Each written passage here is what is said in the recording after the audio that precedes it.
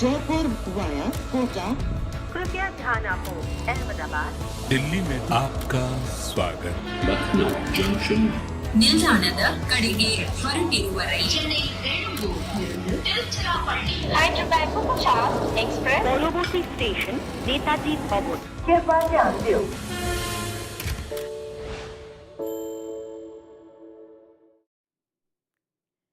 If the film Last Man Standing has to be remade, they should look at today's innings and cast Shikhar Dhawan because he was the only one who played for Hyderabad. Hello and welcome to Cricbuzz Live. I'm for Punjab, sorry. I'm Saiyami Kher. I have Joy Bhattacharjya with me and Lisa. Sorry, there was a little bit of lesser coffee had today and lots happened in the day. But what a knock, Joy. Absolutely amazing. I mean, 99 of 66 at a strike rate of 150. And that too, he could have probably ended up with strike rate of 160. Towards the end, he had to farm the strike, so couldn't take singles, couldn't get off the strike. Amazing innings, absolutely amazing innings. And he's taken his team to a situation where it's not a match-winning total. But if he gets a couple of, get a couple of early wickets, anything can happen. Look at that. 12 fours, 5 sixes, played within himself till he realized that wickets are falling at all sides. When it was 7 down, that's when he started hitting. And he played an absolutely amazing knock. And the question is, this is the Shikhar that can be unlocked. Now do you want him to just be a defensive player or somebody who's playing off? 150 under these circumstances, the strike rate is absolutely amazing. You know, Lisa, we spoke about this with Harsha the other day where he spoke about strike rate and how Shikhar should be a little up. But he couldn't have done anything better today because he was the only man standing in the team. Yeah, the one-man band show, wasn't he? He was playing all the instruments. We mentioned at the combox that he went hard at the top, and this was when wickets were falling in the top. So 3 wickets fall within the first 4 overs, and he still had a really decent strike rate. Then he realised, okay, I'm starting to lose a few more partners. I've got to kind of pace myself, so I bat at the end. And as Joyce said, it was around the 13th over he started to realise, okay, there's not a lot of wickets left. I have to be clever. Now, that takes a lot of skill to be able to execute, to pick off the right balls, to know when to run, when not to run. He didn't push it too hard trying to look for twos. He was just quite happy just to either go 6, 4 or 1 when he needed to. So really clever, really smart innings. And no doubt you go into the dugout now, everyone is up and about because they were thinking they were going to get bowled out for 90 odd, right? Yes. Now, just under 140 is something potentially they could defend. Yeah, 143 actually. I made a mistake. It's 143, which is, 143, yeah. 144 to win. But, again, a little bit more on Shikhar because no one around him. In the pre-match show, we spoke about how the top order has been firing. They're looking like they're on song. But clearly none of that happened besides just Shikhar. Yeah, Matthew Short came in first match, Marco Jansen bowled an absolutely, 2 great spells of bowling. Marco Jansen up front and Mike Markande in the middle. And between the two of them, they dominated the bowling. The most interesting part is Marco Jansen didn't finish. He had 3 overs up front, but then when they wanted to bring him back, they used Umran Malik because they thought he'd spear the ball in and get the wickets in the end or sheer pace. And then because Jansen is tall and gives the ball a bit of bounce, they didn't want him in the last over. They went for Natarajan, who was a specialist last over bowler, which wasn't a bad decision under the circumstances. But it's very rare that you see a bowler bowling so well and not finishing his quota. Lisa, Mayank Markande in his first game, so impressive because he's just come in and, been so impressive today. Yeah, it's really good because, he kind of burst onto the scenes with Mumbai a few years ago and had a wonderful year and then kind of got the opportunity to represent India off the back of that. And then Rahul Chahar came in and took his spot and I think he played 1 game last year for Mumbai. So it was probably the right thing for him to move and get more of an opportunity to potentially play with a different franchise. And then you sit out for the first few games, you're there champing at the bit going, I want to have an impact. He's been able to do it straight away. First over, he picked up a wicket, bowled beautifully, got the ball to turn both ways and turn quite sharply. So that's why he was effective today. Makes you think why he was not there in the last game, because he looked so good today. I think what is the difference today? I mean, for whatever the 143 that scored, it's Marco Jansen and Mayank Markande. These two were the bowlers that were not playing so far and they've come in. And that's a really good sign for SRH. And I'll tell you why. Because moment Mayank Markande performs, that means they can do without Akil Hussain or Adil Rashid as a bowler, which means that they can play the extra batsman, which means that Klaasen can also play, Harry Brook can also play, and of course the captain Markram can also play. And that makes their batting look stronger because they've had trouble with their batting. But Marco Jansen gives them that flexibility by doing that, and Markande gives them the ability to replace the international spinner with an Indian spinner. But also, very piquantly, Rahul Chahar was facing Markande and was LBW, just couldn't read him at all. And there's something there between the two of them which, and this is what the IPL is all about also. All these mini rivalries, Shubman Gill up top versus, you think of Shubman Gill versus Venkatesh Iyer. And, that's also the jury's out in that one. Yes. We don't know what Rahul Chahar will do now. There's so much to look forward to. So these are little mini battles that are absolutely fascinating. But it's just, I'm so glad because Mayank Markande wanted to become a pace bowler when he started off. Thankfully, his coach said you don't have the physique to be one, and then he's done what he did today. Yeah, it's always like the smaller in stature and maybe quite slim. Maybe you should become a spinner. That's how I got. I was one of the short ones, and they said, "Are you from the subcontinent? Of course you can turn the ball." Away you go. You just get kind of pigeonholed. But yeah, coaches play an important role at the start, and they're the volunteers. They don't do it for the money; they do it for the love of the game. Yet they have sometimes the biggest impact on the players. From one Mayank to the other Mayank, because Mayank Markande was very impressive, but Mayank Agarwal is someone who needs to perform today for Hyderabad. He's been paid the big bucks. He's not really had 2 good games. Pressure on Mayank Agarwal? Yeah, I think that the pressure is there, but he'd look at 143 and said, if I have to chase something, this is around the total we'd like to chase. They have the batting now. They have that extra batsman because Markram is also there, Klaasen is also there, Tripathi is there. This is a good batting side. And if you look at Punjab, Rabada cannot bowl because what they did was they bought in Sikandar Raza as well because the batting was collapsing. So Rabada doesn't get a chance to bowl. That means Nathan Ellis and Arshdeep will have to do a lot of the damage themselves. Of course, Rahul Chahar will be there later.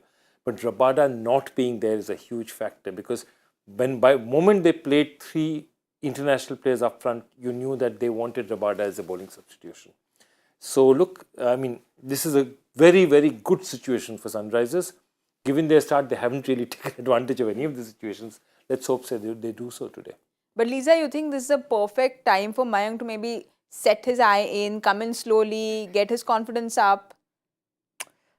No. I'm all for they've got to keep playing the way that they need to throughout the tournament. I think when people say take your time, get settled, it can mean different things. So for some players it could be, okay, play a few dots, it's okay if you get a couple of singles. But for me it's like still hit the ball hard, hit it to the sweepers if you want to. But at least hit the ball hard, have the intent to score runs and look to get off strike every delivery that you're on. And then things will start to flow. But if you start to set yourself in, then what happens is you might eat and chew up a few deliveries, and then if you get out, then you put more pressure on the next guy. So it's important to still have the intent to score off every delivery. If he does that, and if, he whacks it and it goes straight to cover, that's okay. Just whack it and get your timing right and your angle right at the bat and take the one to deep cover. Joy, with Mayank, Rahul Dravid said that he's someone who overthinks too much. He's someone who's very hardworking and he's very diligent. So he'll want to spend like 18 hours in the net. So he's one of those overthinkers. Do you think he's already getting into that shell of maybe overthinking, or it's too early? I think 2 matches is a bit difficult to judge of 2 matches. It also depends on the kind of atmosphere that you have here. And I don't have too much of a sense of how SRH is going right now in terms of atmosphere. I happen to know though, they had a really, really good unit when they were playing in South Africa, in the South African T20. They went and won it. I think Markram was a captain there as well. So I think there is something, that's a great advantage because you're getting at least a part of a support staff and a captain and a few players out there who have already played together, know each other, know the system. So I don't think it's a bad situation to come into right now. I think, give them a couple more games before we start judging where they're going and not going. And I completely agree with Lisa. As far as batting is concerned, when somebody like a Mayank Agarwal comes in, he has to come in with intent. Intent is the single most important thing. And if you don't pierce the field, that's a different matter altogether. But at least you cannot sit here and, play it gently back to the bowler or let it go. Those things are not possible. Also because the whole 6-over business, you have to maximize 6-over impact. So those two factors mean that anything time you start, you want to start hard. And the days of saying that, okay, it's a 140 total, take your time, those days are over, because remember, in a 10-team tournament, run rate is supreme. They've had 2 really bad defeats. No, true. But there's another person who can be for big impact is Klaasen. He comes in, he's come off some great form in the SA T20, 4th highest scorer there. So we can expect some fireworks from him. Yeah, 4th highest score of 104 as well, not out. Strike rate, very impressive, 164 and 3 half centuries as well. So hopefully he is classy today and he gets an opportunity to come out in the middle and show what he can do. It's important that their internationals fire. Whilst I've spoken about Indian domestic players, I think for Hyderabad, they need to have their internationals really stand up with the bat in hand. I think with Klaasen in, Markande will feel at home as well, because he didn't have a very good first game. He also is settling in. I think he's settling in. It's not easy. Come on, you get off a plane, you're suddenly told, come on, play, and you go the first game, your team's had a bad loss in the first game. You don't know exactly what's happening. It's settled, they're back in home ground again. That all this makes a difference in the comfort of your own dressing room. You know what it's like. And I think now they've settled down. If they win today, it'll be the first, and they'll start moving again. The sort of engine, victory greases the engine of a team, and it's important for them to win today. The last match for Punjab, it was completely a Nathan Ellis show. Can he do it again? And with, of course, the support of Arshdeep, can we expect Nathan Ellis and Arshdeep, to fire again today? I certainly think Arshdeep will bowl well at the front. Nathan Ellis, he's a funny one in the sense that he's quite successful when teams go really hard and he has to go to a lot of his change-ups and Yorkers and things like that. So the scoreboard pressure may not necessarily be there for him to be effective, but if he can extract something out of the pitch in his first over, then potentially he can kind of go on from there. But he's kind of known as more of a clever bowler, and has a few more tricks up the sleeve, and you need scoreboard pressure. So they've got to get a point where there is that scoreboard pressure, and that means that their first 6 has to be really good, whether it be minimum amount of runs or plenty of wickets. It's quite surprising when you say that he likes to play under pressure, because I would imagine people like to play when it's all comfortable, but Arshdeep's another person who likes to play under pressure, and we've seen that he can be very good under pressure. Absolutely. And again, they'll be depending on him for the early breakthroughs, because he's the one who gives it to them. In India colours now, it's Shami, Arshdeep, these are the people who take wickets. Bhuvi take wickets in the power play. He has to stand up and do it. Bhuvi did it for them.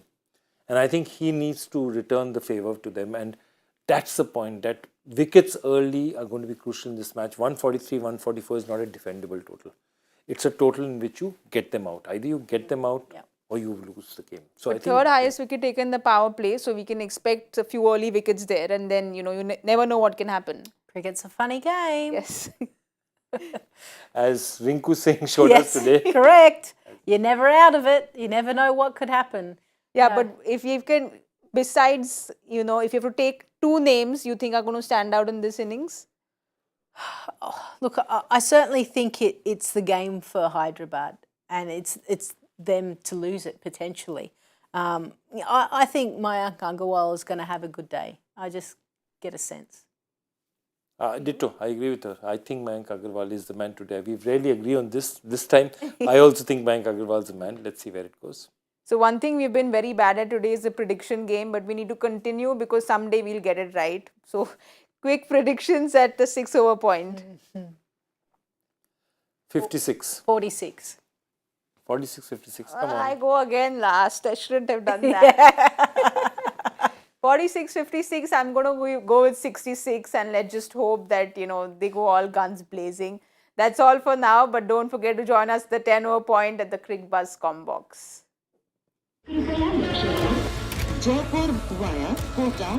कृपया ध्यान आपको अहमदाबाद दिल्ली में आपका स्वागत. Lucknow Junction. ನಿಲ್ದಾಣದ ಕಡೆಗೆ ಹೊರಟಿರುವವರೇ Chennai Hyderabad को 50 express. পরবর্তী স্টেশন নেতাজি ভবন। कृपया ध्यान दो।